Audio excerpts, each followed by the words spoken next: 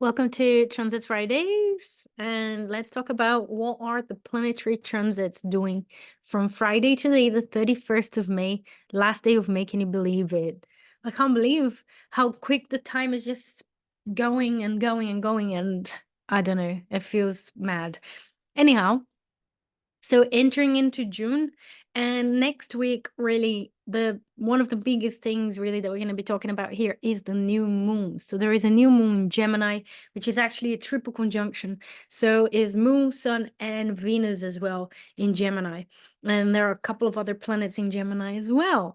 So let's have a look at that. And let's have a look, what's going on in this week in general as well, because there are a couple of ingresses as well. So Mercury is moving to Gemini. Yeah, let's have a look at what's happening together. I'm going to share my screen as usual so you can see what's going on with the planets.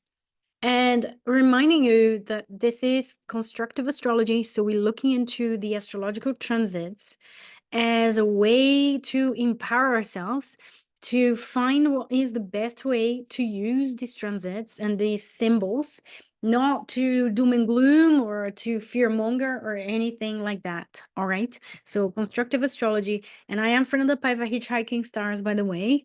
So welcome if this is your first time, and welcome back if you're coming here again and again. This is great. So my partner is sharing his Uber trip with me. We're in Brazil, and I usually like to see where he's. All right. Okay.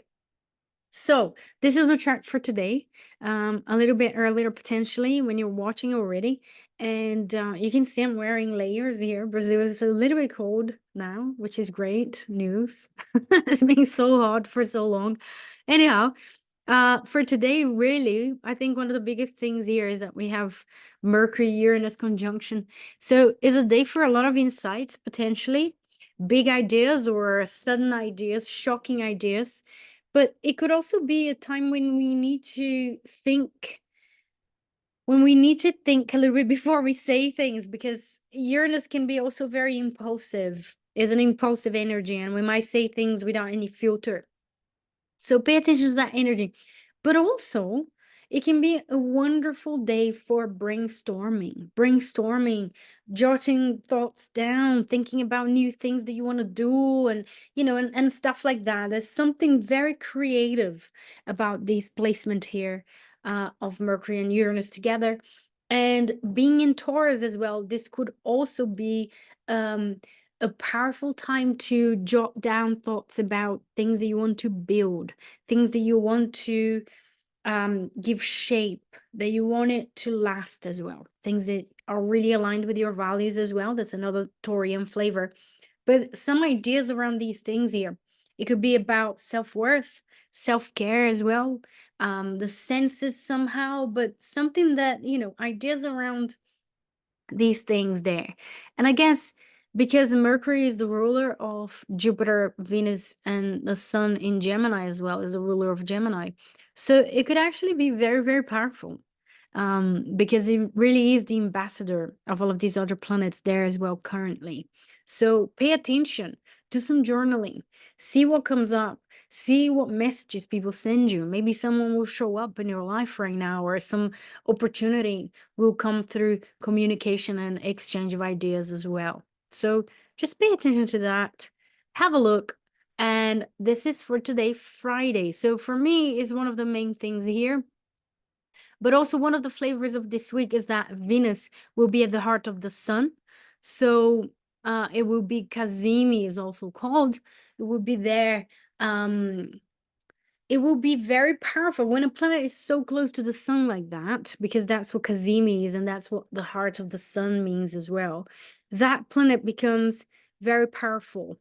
It sort of is a bit of a traditional astrology concept, but I kind of like it.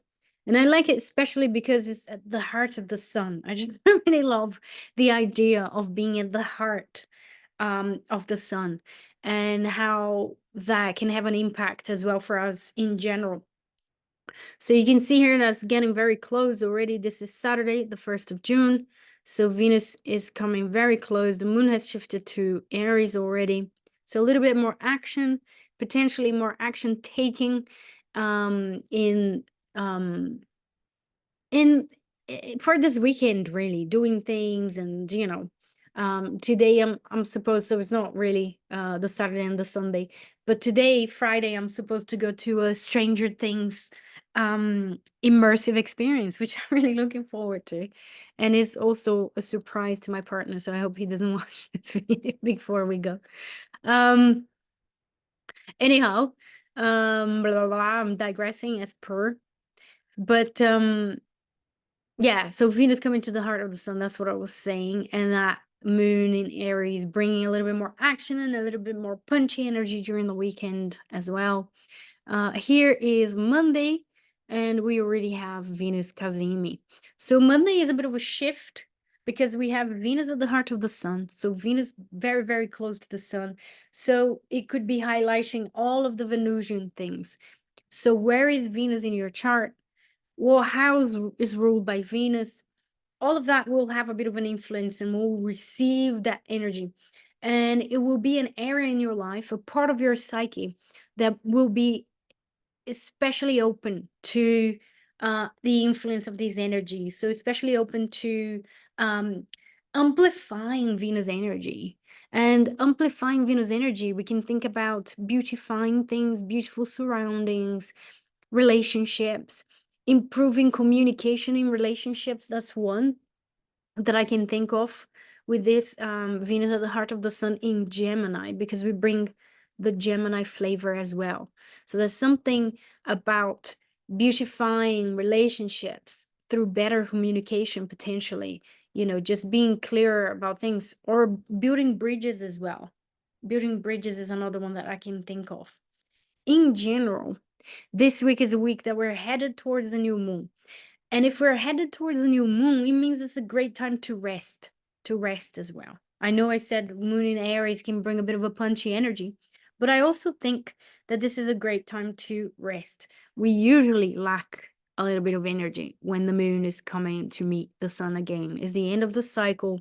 We're sort of um we're sort of integrating things, we're understanding what we've done, and we're digesting as well. We're letting go of, what we don't need to carry with us anymore, to the next cycle. So we're sort of weeding out what doesn't work anymore. And that's kind of what the energy is with this sort of new moon. So maybe we'll have insights about this Venus Kazemi that will be more intellectual, being in Gemini as well. It doesn't need to be connected with any action yet. And obviously, Monday is also the day that Mercury will ingress into Gemini as well. So Mercury will move away from the Taurian energy that's more slow paced, more security driven as well, to more curious, more a little bit faster as well. So we will shift our minds a little bit, our thoughts, the choices of words, and obviously that Mercury is trying to Pluto and is coming to conjoin that Jupiter as well. So amplifying our thirst for knowledge. I do have that feeling as well for this week. We might get more curious about things. We might want to read more. We might want to write more and do more of the Gemini things, ask more questions, be more curious. So here, Tuesday, we have the exact conjunction between Mercury and Jupiter. And we also have that Venus is still Kazemi traveling together with the sun. So that energy will last for a few days. And the Mercury-Jupiter conjunction, again, can really expand and amplify our curiosity, our questions, our desire to learn more, our thirst for knowledge, for, the things that we want to learn that we haven't learned in a while. And, we never took that step, but now we're taking that step. And what I love is that I am going to start an academy. So a big course that I've been working on for a very long time. It will be launched. It will start on the day of the new moon. Now, I didn't choose that day. It just sort of happened synchronistically. I chose the Thursday, but I didn't know it was a new moon. And then I found out it was a new moon Gemini, and I thought, wow, okay, I'm aligned with these energies somehow. Um, But here we are on Wednesday. So we've got Monday, Tuesday, and Wednesday that Venus will be in the heart of the sun. Because look, we also have um, Sun and Venus at 15 Gemini. Then the moon will join here as well, the party, the Gemini party. So there's a lot of Gemini flavor and energy that's going to be in the air for this whole week. Moon will be with Jupiter, so maybe a feeling of the feeling of wanting to expand, wanting to learn, wanting to ask questions, to do something different as well. I think the Gemini flavor of life loves life experiences in general, are very curious. I know several Geminis that have said, I want to try that at least once. It has that sort of approach to life. Um, there is also this food critic on MasterChef Australia right now, Sophie something, I can't remember her name, but she says her motto is eat curiously or with curiosity. Always try something with an open mind and with a curiosity. And I really feel she must have some Gemini in her chart because that sounds very Gemini. Eat with curiosity. So face life with curiosity this week, because we have so much Gemini. Be open, be open-minded, be curious, rather than just shut things down and try to do things as we always did, or and things like that. And then Thursday, bam, that's the new moon. So this is the chart for the new moon. We have Moon, Sun, and Venus all at 16 degrees Gemini. So there's a really, really powerful Gemini flavor there with Venus involved. So I think that Venus Cazimi not only will be the whole week, but it will be for this lunar cycle as well, because it's there during the new moon as well. It's just very close to the sun and the moon. So it is a Gemini new moon. It is a Gemini new cycle. So it has to do with a new learning journey, but it also has the quality of being aligned with your values as well and bringing Venus along to the ride. So taking all of the Venusian things with you, you know, your taste for clothes, for dressing, for how you look, taking extra care of yourself as well, but also building bridges with people, communicating with people more, asking more questions about who they are, what they want, talking less perhaps, although it is a Gemini and Gemini has to do with talking. But Geminis, they usually ask a lot of questions.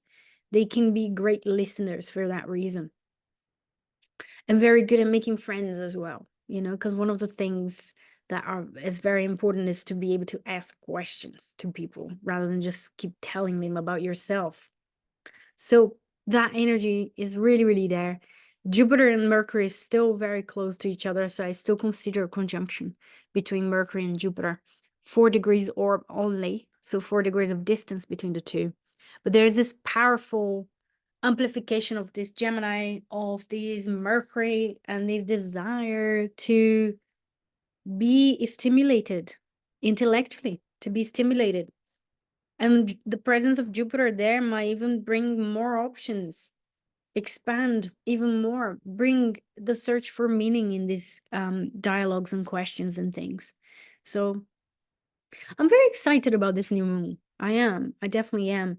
And obviously, this new moon is also, elephant in the room, is in square to Saturn. So there is a little bit of tension in the air here with Saturn.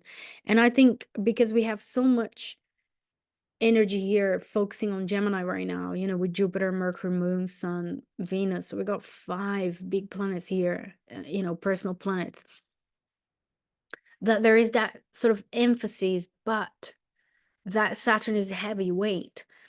And being in Pisces, I think the tension is somehow also telling us to not forget the need to take the intuition into the equation, the need to bring the spiritual practice, the knowing without knowing, the intuitive side, because that's Pisces, right?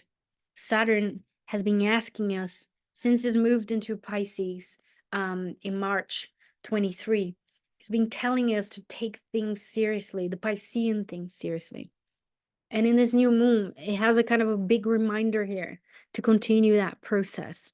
So it's very, very important to take into consideration the Piscean side as well, and how we need to master Pisces right now into whatever venue, whatever new, field that you're going to get involved, that you're going to be interested with all of that stuff in Gemini and the seeds that you're going to be planting.